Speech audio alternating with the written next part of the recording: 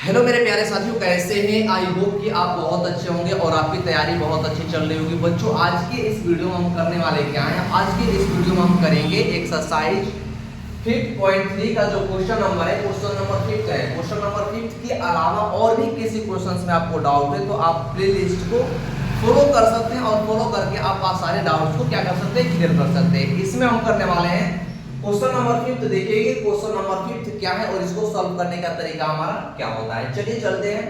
करेंगे the first term of AP is 5 and the last term of AP is 45 and sum of 400 find the number of term and common difference. देखिए इसमें हमें question number बता रखा है कि एक AP है, उस AP का फर्स्ट टर्म आपको दे रखा है, उसका कॉमन डिफरेंस दे रखा है और उसके सम यानी टोटल सम जो है, सम किससे इक्वल है? 400 के इक्वल है, मतलब उसका टोटल सम 400 के इक्वल है।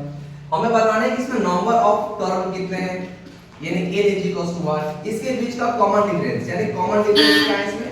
व्हाट है। तो देखिए हमारे पास यहां पर दो क्लू इन्होंने दे रखा है। एक क्लू उसमें क्या है कि हमारे पास an की वैल्यू है, यानी लास्ट टर्म an की वैल्यू आपके पास कितना है? ये 45। a की वैल्यू की बात करें तो a की वैल्यू आपके पास कितनी है? 5 है। हमें पता नहीं है क्या कॉमन डिफरेंस, इसमें कॉमन डिफरेंस आपके पास नहीं है, नंबर ऑफ टर्म नहीं है, बट इसमें एक और चीज आपको दे रखा है, वो क्या है?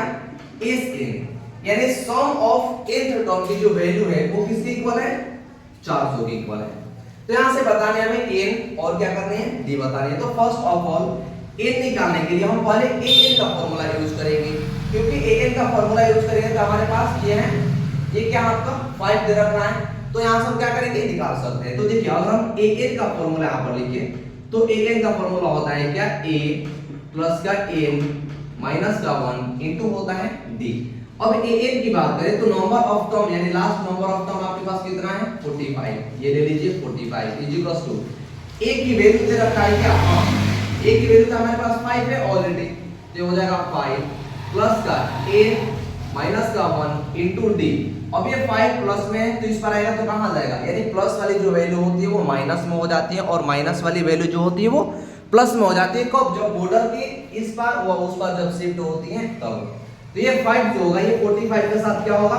माइनस हो जाएगा, यानी जब ये माइनस होगा तो 45 में से 5 जाएगा तो क्या बच जाएगा? ये 40 इज इक्वल टू इधर क्या होगा? n - 1 into d। जहां पर हम लिख सकते हैं कि n - 1 इनटू का d।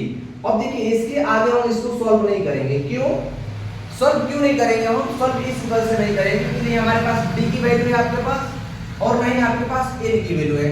अगर n और d में से किसी एक की वैल्यू हमारे पास होती तो हम उसको पुट कर देते, बट हमारे पास नहीं है।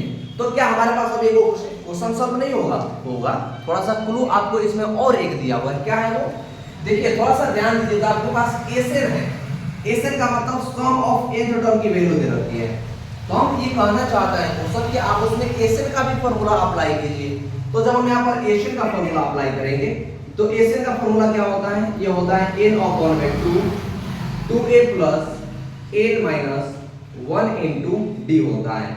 ये सम ऑफ nth टर्म का फार्मूला होता है। क्या? सम ऑफ nth टर्म का फार्मूला होता है। अब यहां से देखिए इसको इक्वेशन आप फर्स्ट डाल सकते हैं। अब देखिए सम ऑफ nth टर्म कितना है आपके पास? 400 लिख लीजिए इज इक्वल टू n। आपको तो पता है ही नहीं कि n कितना है, नंबर ऑफ टर्म कितना है, तो नहीं है तो नहीं लिखेंगे। जो भी चीजें हमें पता नहीं है उसको क्यों लिखेंगे हम? हमें तो पता नहीं है, हमें तो वही चीजें फाइंड करनी है। तो वही चीजें फाइंड करने के लिए, ढूंढने के लिए हम क्या करेंगे? n/2।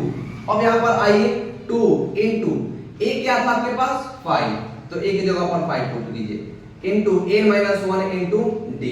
अब देखिए थोड़ा सा जो आपको आंख से यहां पर दिख रहा होगा तो आप थोड़े से में आप पता कर सकते हैं ये कितना हो जाएगा? 5 दूना 10 प्लस देखिए तो क्या यहां पर इसकी वैल्यू कहीं पर आपने फाइंड किया है, कहीं निकाल रखे हैं आप? n - 1 इनटू d की वैल्यू कहीं आप निकाले हुए हैं कि नहीं निकाले हुए हैं? यहां देखिए थोड़ी सी ध्यान दीजिए तो देखिए n - 1 इनटू d की वैल्यू आपने क्या निकाल रखा है? 40। तो अब इस वैल्यू को हम क्या करेंगे? यहां पे पुट कर देंगे। जब इसको हमने पुट कर दिया तो ये क्या होगा? 400 इज इक्वल्स टू n/2 में 2, इनको ऐड कर लीजिए हो जाएगा कितना? 50। अब ये ब्रैकेट को हटा करके यहां पर ये इनटू कीजिए, देखिए कितने मार्क में जाएगा? 25 टाइम में चला जाएगा। जब ये 25 टाइम वहां से चला जाएगा तो ये क्या हो जाएगा? देखिए थोड़ा सा आगे बढ़ जाइए यहां पे, तो ये हो जाएगा कितना? 400 इज इक्वल्स टू 25n। तो n को हम क्या करें यहाँ पर n जो 25 था n के साथ इनटू में था, तो बॉर्डर के इस पर आकर के ये कहां पर चला जाएगा, डिवाइड में चला जाएगा। और ये जो n की वैल्यू आपकी आ जाएगी वो क्या आ जाएगी, 16 आ जाएगी। क्या आएगी, 16। यानी n की वैल्यू नंबर ऑफ जो टर्म हमारे पास थे वो कितना था, 16 था, 16 था। और हमें क्या फाइंड करना है, एक तो वैल्यू हमारी आ गई कि n इज इक्वल टू 16 आ गया।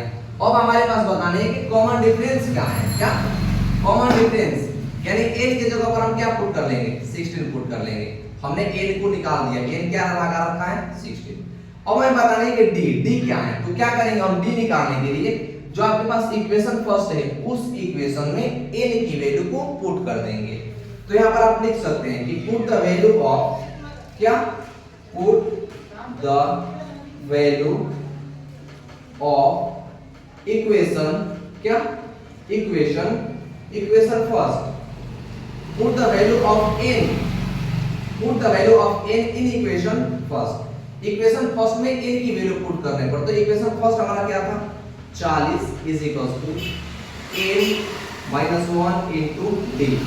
ये हो जाएगा 40 इज इक्वल टू कितना होगा, n की जगह पर देखिए तो n की जगह पर 16 था, तो 16 में से 1 जाएगा और d से इनटू हो जाएगा, तो ये बच जाएगा 40 इज इक्वल टू 16 में से 1 यानी 16 में से 1 जाएगा 15 इनटू d।